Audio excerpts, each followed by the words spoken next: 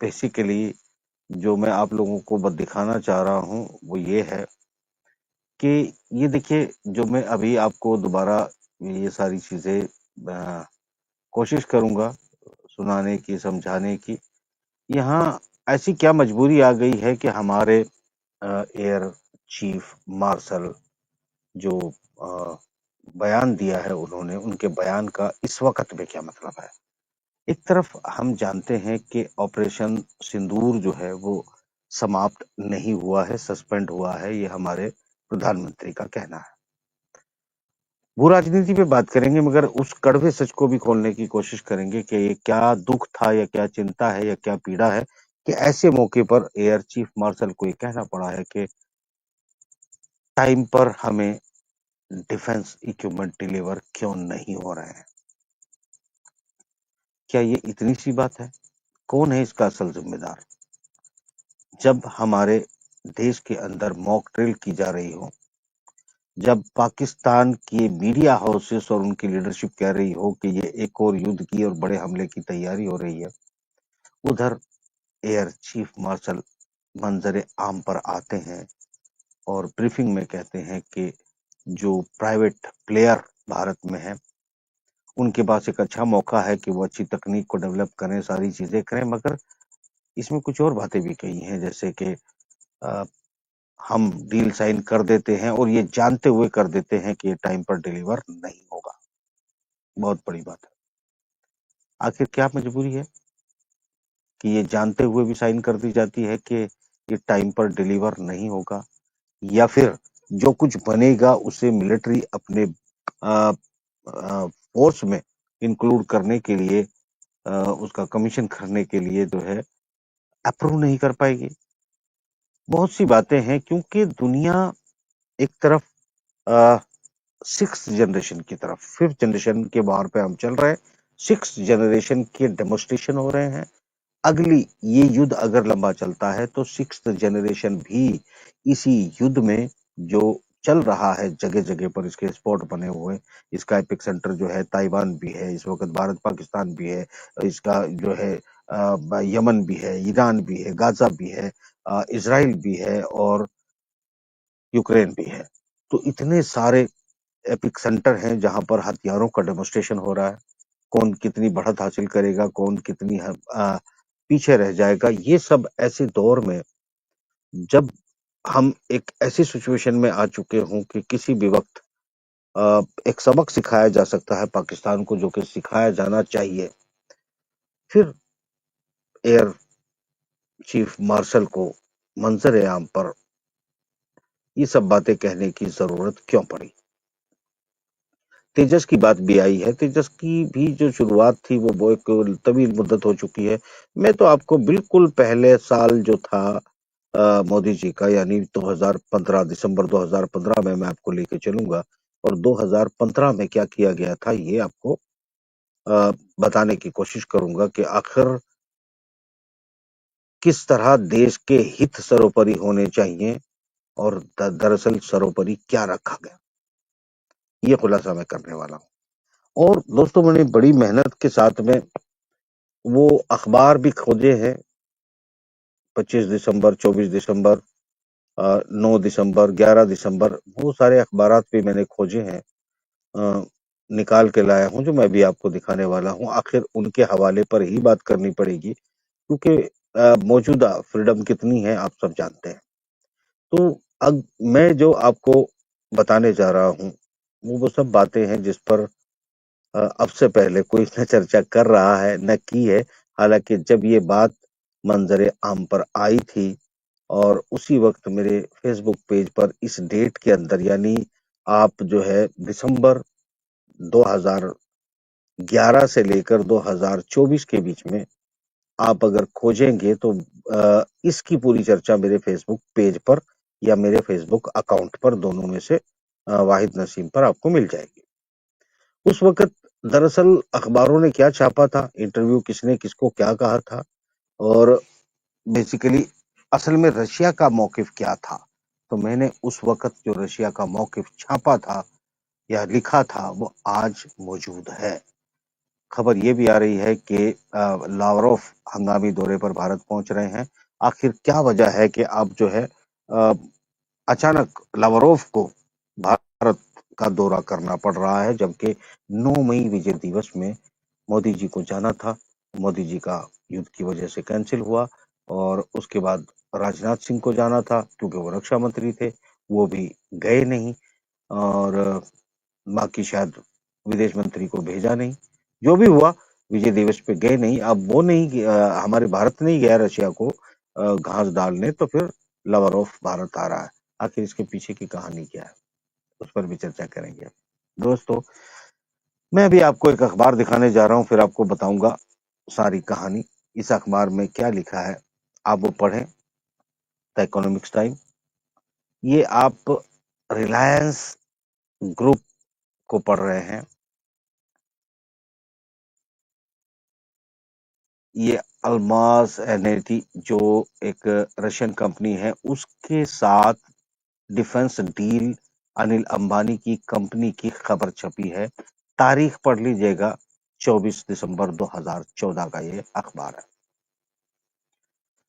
दो ये इस 24 दिसंबर 2014 के अखबार के अलावा एक और मैं अखबार आपको दिखा देता हूँ, फिर मैं तफसील से बातें करूंगा। और ये अखबार होगा इस ये डिफेंस न्यूज के नाम से ये अखबार है। बड़ा डिफेंस के क्षेत्र में काफी पढ़ा जाता है। ये पार्टनरशिप जो है एयर डिफेंस सिस्टम में पार्टनरशिप इंडिया की जो है वो अनिल अंबानी के साथ की जा रही है और इसमें S-400 की फोटो छापी गई है।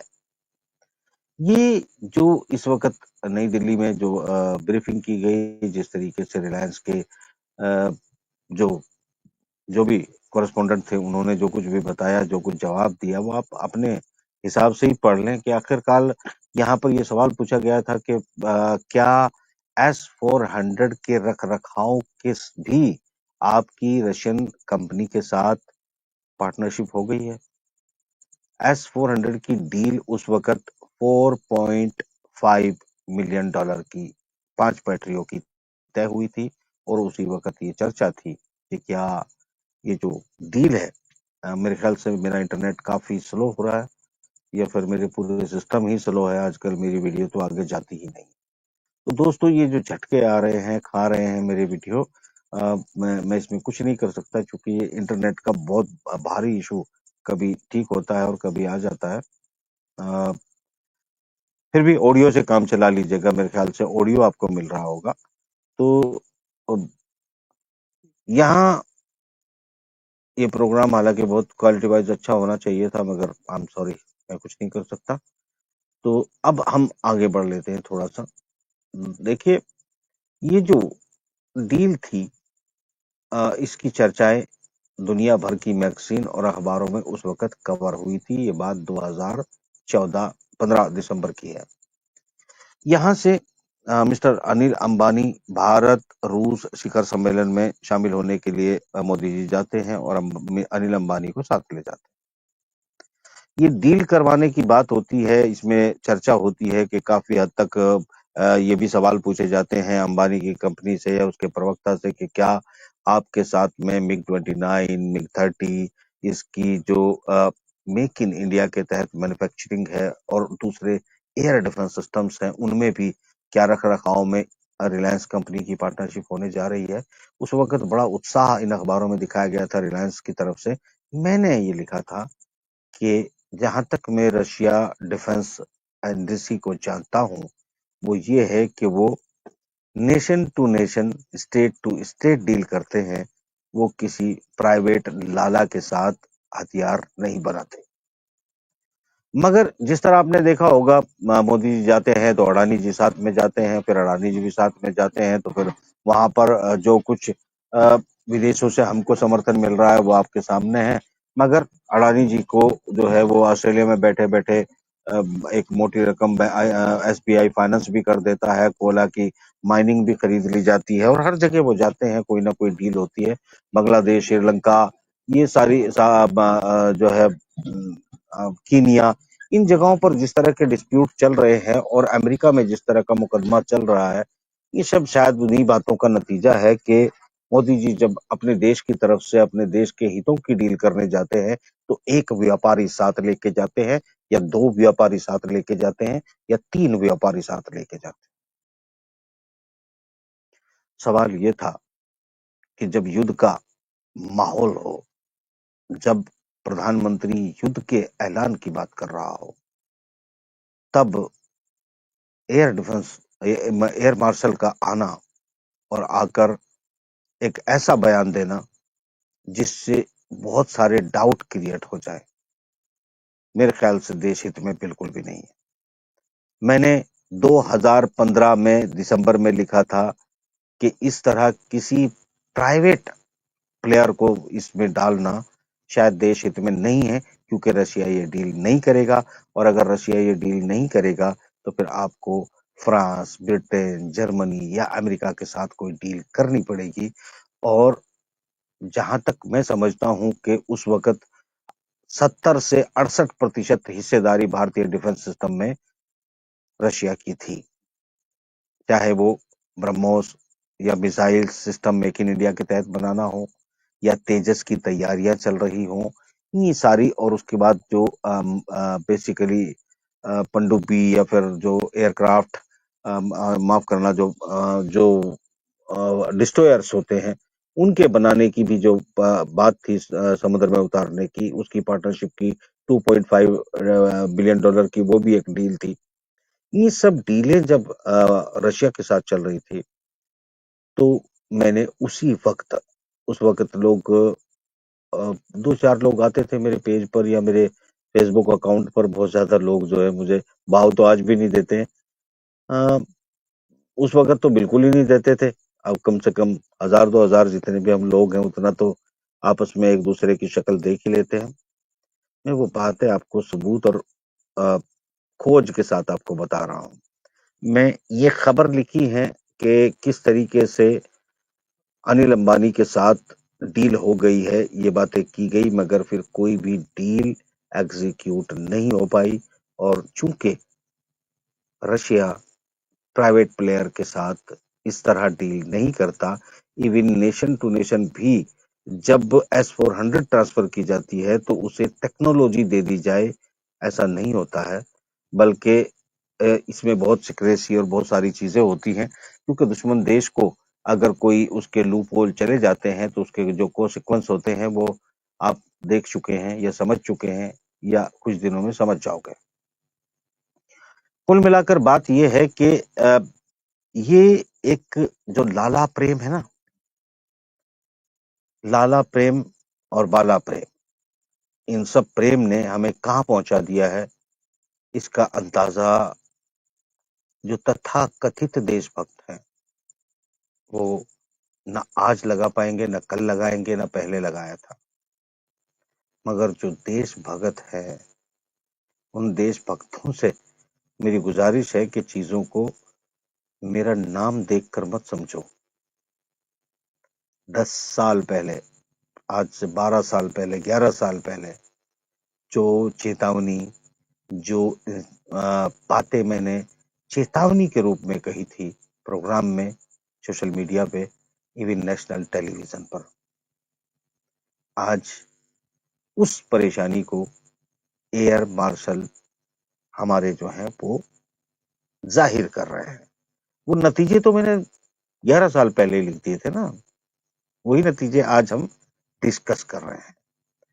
तकनीक, क्योंकि उस वक्त ये जो अखबार आप देख रहे हैं, इन अखबारों में साफ लिखा है कि ये जो अखबार हैं, इनमें साफ तौर पर ये लिखा हुआ है कि एक नई डिफेंस क्षेत्र की कंपनी है, नई कंपनी जिसका कोई तजर्बा नहीं है, ये रिलायंस ग्रुप की कंपनी है जो डिफेंस के क्षेत्र में उतर रही है, और उसके नीचे S-400 की फोटो छपी जा रही है और यहाँ पर ये बातें की जा रही हैं कि इनके साथ डील हो रही है, अब ये पार्टनरशिप चलाएंगे, रशिया के साथ एक लाला जी पार्टनर हो जाएंगे।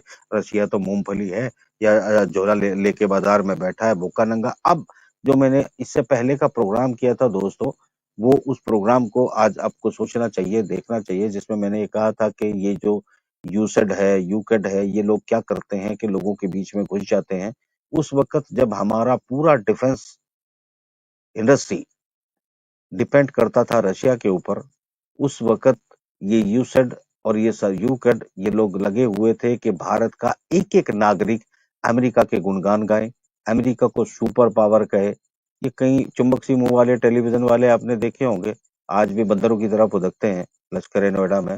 ये जो चुंबक सी मुँह वाले अजीब-अजीब से कैरेक्टर हैं ये फुदकते हैं टेलीविज़न पे, भगत उनके उनकी बकवास पे डांस करते हैं। एयर मार्शल को जवाब दे दें ये भी, मगर बेशर्म इतने हैं कि यहाँ शर्म का तो नाम ही नहीं। मैं कहूँ कि मेरी बात का कोई असर होगा, संभावना है 10 साल पहले हो जाता अगर असर होना था तो अब क्या होगा? और इतनी समझ भी कहाँ पैदा होगी कि मैं क्या कह रहा हूँ इसी को समझ लें। मगर ड्यूटी है, पूरी करेंगे। सवाल ये उठता है दोस्तों कि ये जो एक रिसर्च सेंटर होते हैं, नेशन बहुत खुफिया होते हैं, बहुत कॉन्फिडेंस होते हैं, मतलब ये सीक्रेट्स जगहों पर किए जाते हैं, शोध किया जाता है और ऐसे लोगों को इसमें इन्वॉल्व किया जाता है जिससे किसी भी देश की जो रक्षा या सुरक्षा है वो खतरे में ना पड़ जाए। शोध इंडस्ट्री जैसे अगर आप अमेरिका की बात करते हैं तो आपको ये मत भूलना चाहिए कि अमेरिका एक गुलाम देश था और गुलाम जब वो देश ब्रिटिश और जो अंग्रेज थे उन्होंने जाके इस देश को गुलाम बनाया था। उस वक़्त वो लोग जो हथियार दुनिया में तेल और दुनिया में गोल्ड और दुनिया में अफ़ीम माफिया का जो ग्रुप था उन्होंने उस देश पर पहले से ही कब्जा करके डेमोक्रेसी इंट्रोड्यूस की थी और वो पहले से ही उस देश के ठेकेदार थे और वो ठेकेदार जो है अपनी मर्जी से वहाँ का राष्ट्रपति बनाते आ रहे थे और हुक्मरानी ब्रिटेन की चल रही थी अदृश्य तौर पर। यहाँ सवाल ये था कि ये भारत एक जो है एक डेमोक्रेसी है और आज़ादी के बाद हमें अपनी डिफेंस इंडस्ट्री, अपनी चुनौतियाँ, चाइना जैसा एक देश अनरिलायबल इतना रहस्यमय देश जिसके अंदर क्या चल रहा होता है हज़ारों साल लोगों को पता नहीं चलता। और हम हज़ारों हजार साल से चाइना के बारे में ये स्थिति जानते थे। कौन है जो चाइना को लेके रिसर्च करते हैं? कौन है वो लोग इस देश में जो एक थिंक टैंक बैठा है जो चाइना की स्थिति को लेकर, उनकी संभावनाओं को लेकर रिसर्च करके हमने अपने देश के अंदर जो डिफेंस है या फिर बाज़ार है या फिर इकोनॉमी है या फिर खतरात है, उनको लेकर शोध रिसर्च क्या किया जाता है? और अगर किया जाता है तो उसकी तैयारी क्या है? ये तैयारी है। कि एक तरफ मॉक ड्रिल चल रही है, उस एक तरफ जो है एयर मार्शल कह रहे हैं कि हमें डिलीवर नहीं हो रहा है टाइम पे। सवाल ये उठता है कि अगर आप कहते हैं कि नहीं-नहीं कोई इस आपने कुछ जैसे ये टेलीविज़न में पत्रकार बिठा रखे हैं ना और एक्सपर्ट आते हैं, वैसे ही रिसर्चर्स भी बैठे होंगे। यकीन है मुझे क्योंकि काबिल लोगों को चुनने की रिवायत इस देश में नहीं है। काबिल लोगों को सुनने की रिवायत इस देश में नहीं है। यहाँ सिर्फ बकवास की बात की जाती है और बकवास ही पसंद की जाती है। जो जितनी फिजूल बकवास कर सके, वो उतने ही ऊंचे पौधे पर पहुंच जाता है। फिजूल। मुझे याद थी वो तारीख भी, मुझे याद थे वो दिन भी, जब इस हमारे डिफेंस सिस्टम को एक घुन लगा था, दीमक लगी थी और वो दीमक जो है आज सामने है। इसके डिप्लोमेटिक अर्थ क्या होंगे?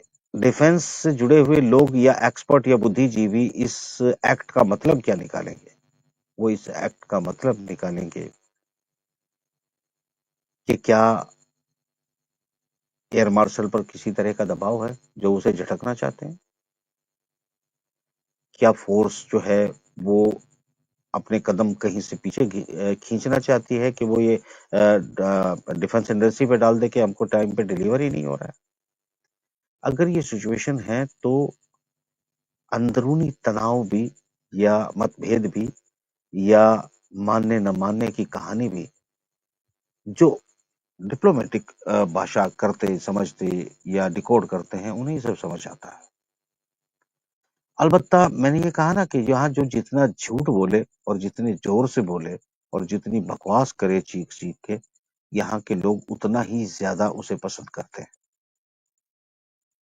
सवाल बहुत अलग दिशा में जा रहा है, मगर इसे मैं एक तरह का ये संकेत भी मान सकता हूँ कि भले ही अमेरिका चाहे, भले ही चीन चाहे, भले ही पाकिस्तान चाहे कि तुरंत युद्ध हो जाए तो ये युद्ध में मुझे कुछ देरी के संकेत लग रहे हैं। दूसरी एक और बात, हमें ये नहीं भूलना चाहिए कि हमें अपने देश की संप्रभुता, हमारे देश का सम्मान, उसको रखते हुए अपने दुश्मनों से लड़ना, उनसे बदला लेना और एक कूटनीतिक तैयारी करके मुकम्मल तौर पर हमें किसी को बुलाने जाना ना पड़े।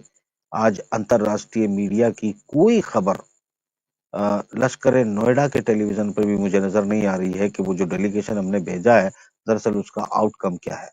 दरअसल क्या उनको अंतर्राष्ट्रीय मीडिया कवर भी कर रहा है? अगर मैं ये कहूं कि क्या अंतर्राष्ट्रीय मीडिया उनको घास वास डाल भी रहा है कि नहीं, कोई छोटा मोटा पत्रकार, कोई स्टिंगर टाइप का गली में घूमने वाला भी उनको पूछ रहा है क्या? कहीं नजर नहीं आ रहा है।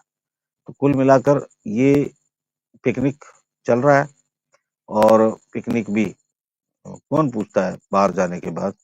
वो जो एक डंका की कहानी थी ना, कुछ लोगों को भ्रम था कि 2014 के बाद ही भारत को दुनिया ने जाना है, उससे पहले जानते ही नहीं थे। तो 11 साल के बाद आप बताने भेज रहे हैं कि नहीं भारत कोई देश है, और भारत का किसके साथ क्या चल रहा है। उनकी आंखें बंद है, उनके यहाँ मीडिया काम ही नहीं करता, उनके पास थिंक टैंक ही नहीं है, उनके पास फिफ्थ फिफ्थ जनरेशन की जो इंटेलिजेंस सिस्टम्स और सेवाएं हैं वो है ही नहीं उनके पास। कौन से जमाने में जी रहे हो, कौन से जमाने की बात कर रहे हो? ये मैंने कहा कि ये वो जमाना है जब हम बात कर रहे हैं। मैं जानता हूं, मैं जब ये प्रोग्राम कर रहा हूं, मुझे कम से कम 4 देश के लोग मॉनिटर करके सुन रहे होंगे, और इसमें से कुछ बैठे हुए हमारे जो लोग हैं ना, जो दर्शक होंगे जो अभी थोड़ी देर के बाद इसको देखेंगे, अच्छा वो उनके दिमाग में आएगा, अच्छा तुमको सुन रहे होंगे। क्योंकि जो छोटा और तुच्छ किस्म का आदमी होता है ना, जो जितना छोटा होता है वो दुनिया को उतने ही छोटा और गलीज समझता है, क्योंकि लोगों की आदत होती है कि वो अपने से बड़ा किसी को समझना नहीं चाहते, सबको अपने से छोटा ही मानते हैं। तो वो खुद इतने छोटे हैं जैसे कुत्ते के नीचे पिस्सू नहीं लग जाते वो कुत्ते के पिस्सू उसी उससे छोटे हैं, तो उनको सब उससे भी जो छोटे होते होंगे ना कुछ, वो समझेंगे। जरूरी है तुमको जलील भी करना, बहुत जरूरी है इन बातों को दोहराना। बहुत से लोग ये कहते हैं मुझे कि आपकी व्यूवरशिप इसलिए कम है कि आप जो है या तो धमकाते हो या फिर ऐसी बातें करते हो। भाई साहब मैं तो इसीलिए आता हूँ ताकि तुम्हें बता सकूं पिस्सू की औकात क्या होती है। तो मेरा काम ही यही है। आगे बढ़ता हूँ। अब सवाल ये उठता है कि मैंने सबूत के साथ बताया कि वो जो चर्चा थी, वो जो शोर था, वो जो बहुत शोर सुनते थे पहलू में दिल का, अनिल अंबानी, अंबानिया इंडस्ट्री, रिलायंस और पार्टनरशिप हो गई, ये अखबारों में लिखा है, मैंने नहीं लिखा है। अखबार दिखा रहा हूँ आपको, तारीख बता रहा हूँ आपको, ढूंढ लीजिए, कॉपी मंगा लीजिए, मेरे पास भी सेव रहेगी। बहुत शोर सुनते थे पहलू में दिल का, काटा तो कतराए खूं भी ना निकला, एक कतरा भी ना निकला। तो सवाल ये उठता है कि मीडियाबाजी से चैनल खरीदवा के इन कंपनियों पे, ये चैनल पर अपनी जो है इन पर कौन बात करेगा? चैनल किसके हैं, अडानी के या अंबानी के? कौन बात करेगा? कौन तुम्हें बताने देगा? वो क्यों ऐसे एक्सपर्ट को बुलाएंगे जो तुम्हें सच बता दे? वो आएगा जो उनकी तरफ से झूठ बोलेगा। यहाँ वो आएगा जो उनकी तरफ से झूठ बोलेगा, और इतने जोर से झूठ बोलेगा, बिटवीन द लाइन समझ गए होंगे कि धरती कांप उठेगी, आसमान जो है गूंज उठेगा, और बाद में काटा तो कतराए खूब भी ना निकला। सवाल ये उठता है दोस्तों कि जो सिचुएशन आज की है, ये बहुत ही चिंताजनक सिचुएशन है। और इस सिचुएशन का हल इसलिए नहीं है कि लावारोफ इसलिए नहीं आ रहा है कि उसने अपने S-400 की आके देख रेख करनी है, या मिस्टर लावारोफ जो है S-400 का इंजीनियर है और वो आते ही सार उसको ठीक करके चलाने लगेगा। तो सवाल ये उठता है कि वो निश्चित रूप से शायद डिप्लोमेटिक वो बात करेगा कि अमेरिका और ब्रिटेन ये चाहते हैं कि चाइना के पास किस किस किस्म के हथियार हैं, उन्हें एक्सपोज कराने के लिए किसी युद्ध को भड़काया जाए, और फिर जब उस युद्ध को वो युद्ध भड़क कर काफी तवील हो जाए, तो चाइना को मजबूरन उन हथियारों को निकालना पड़े जिनकी रिवर्स इंजीनियरिंग वो किसी बर्बाद मैदान से उठा के लेके जाए, और उस मैदान से उठाकर उसकी रिवर्स इंजीनियरिंग करके अगले 10-15 सालों में चीन की काट तैयार करने की कोशिश करें। आज हम बड़ी आसानी से कह सकते हैं कि हमें अपने बूते पर 5th जनरेशन जहाज बनाने चाहिए। हम 10 साल में तेजस को डिलीवर नहीं कर पाए हैं, तो अगले 50 साल में हम 5th जनरेशन जहाज बनाएंगे। अगर हम 5th जनरेशन अगले 50 साल में बनाएंगे, तो दुनिया तब तक जो है 3rd जनरेशन बना रही होगी। क्या विजन है हमारा? कौन है जो हमें चला रहे हैं? कौन है वो लोग जो ऐसे लोगों को सुनते या चुनते हैं, जो इस वक्त दुनिया में निहायत ही अक्लमंद बिटवीन द लाइन रिवर्स करके साबित हो चुके हैं। सवाल ये है दोस्तों कि मैं निहायत चिंता के साथ जो कुछ कह रहा हूं, वो बात है जिसके कहने का कोई असर होगा नहीं। जनता के कोई मायने होते नहीं है, क्योंकि फैसले बड़े लेवल पर लिए जाते हैं। लिए जाएंगे, नहीं लिए जाएंगे, मेरी बातों का सिर्फ इतना ही है कि एक मलाल दिल में न रहे कि मैंने अपनी बात नहीं कही थी। ये दौर जो मुझे इंडिकेट कर रहा है वो ये है कि पेशेंस, धैर्य के साथ अपने लॉबिंग, अपनी डिप्लोमेसी को मजबूत करते हुए दुनिया में अपने वजूद की जरूरत को पैदा करते हुए हमें अपने वजूद की जरूरत, क्योंकि इमोशनल मैंने किसी को भाई कह दिया, इंटरनेशनल में वो भाई हो गया। मैंने किसी को रिश्तेदार कह दिया, वो रिश्तेदार हो गया। मैंने किसी के हवन कर दिया या किसी के लिए फातिया पढ़ दी या किसी के लिए दुआ मांग दी मजार पे जाके, तो वो हमारा रिश्तेदार बन गया। ये कोई एक निहायत निचले दर्जे का मूर्ख ही कर सकता है, इंसान का बच्चा तो नहीं कर सकता। क्योंकि पूरी दुनिया जानती है कि इंटरनेशनल लेवल पर अपने अपने हित देखे जाते हैं। और इसका सबसे बड़ा सबूत आपको देने जा रहा हूं। ये सबूत है कि गाजा के लोग जर्मनी के यहूदियों से कहीं बदतरीन हालत में पीसे जा रहे हैं, और वही पीस रहे हैं जिन्होंने अ, शरण मांगी थी उनसे। यानी ये जुल्म उनका 1000 गुना बड़ा हो जाता है। और एक इस्लाम के नाम पर पूरी दुनिया में एक ढोंग चलता था कि कलमे के शरीक सब भाई भाई। ये ढोल फट चुका है। अगर एक मजहब, एक दीन, एक नबी को मानने वाले लोग एक नहीं है और अपने अपने देशों का हित देख रहे हैं, जैसे ईरान अपनी परमाणु डील के साथ छूट देख रहा है कि मुझे क्या छूट मिल जाएगी और मैं कैसे अपनी इकोनॉमी को ठीक कर पाऊंगा। सऊदी अरब वो देख रहा है कि मैं कैसे और धन कमा सकता हूं और अपने एक बहुत बड़े मुस्लिम तबके को पर एक अपनी हुक्मरानी जमाए रख सकता हूं। यूएई अपनी देख रहा है कि मैं कैसे यहूदियों के साथ मिलकर अपने रेगिस्तान जहां कुछ पैदा होता नहीं है उसको, वो सोना उगल रहा है, उसको और मल्टीप्लाई कैसे कर सकता हूं। पाकिस्तान जो जो ये कहता था कि मेरा तो जन्म ही धर्म के नाम पर हुआ है, पाकिस्तान का मतलब क्या, ला इलाहा इल्लल्लाह। ये फ्रॉड लोग जो है पाकिस्तानी, इन्होंने दुनिया में आतंकवादी बनाए, मगर इन्होंने आतंकवादी गाजा के लिए नहीं बनाए। इन्होंने दुनिया में ट्विन टावर तक गिराने का इल्जाम इन लोगों पर आया, तालिबान को पूरे हथियार सप्लाई पैसे देने का इल्जाम इन लोगों पर आया, भारत में आए दिन आतंकवाद करने का इल्जाम इन लोगों पर आया, मगर गाजा के लोगों को रोटी भेजने में कहीं इनका नाम आया? क्या इनके आर्मी चीफ ने सार्वजनिक कोई बयान दिया कि इसराइल को ऐसा नहीं करना चाहिए? ये सबूत, ये बातें मैं इसलिए कह रहा हूं दोस्तों कि दुनिया में, पूरी दुनिया में, देखिए मैंने पहले ही कहा था कि ये जो हमारा पिछली झड़प थी पाकिस्तान के साथ, इस झड़प के साथ ही मेरी तमाम पिछली प्रेडिक्शंस कंप्लीट हो चुकी थी और दुनिया का नया कैलकुलेशन शुरू है। तो सब पिछली बातें वहां खत्म कर दो, अब नई कैलकुलेशन के साथ जो बातें कर रहा हूँ वो नई कैलकुलेशन है, नई दुनिया है। इसमें अब बहुत कुछ आगे की प्रेडिक्शंस बाकी हैं। फिलहाल तो मैं इस मौजू पर रहूंगा जिस पर बात कर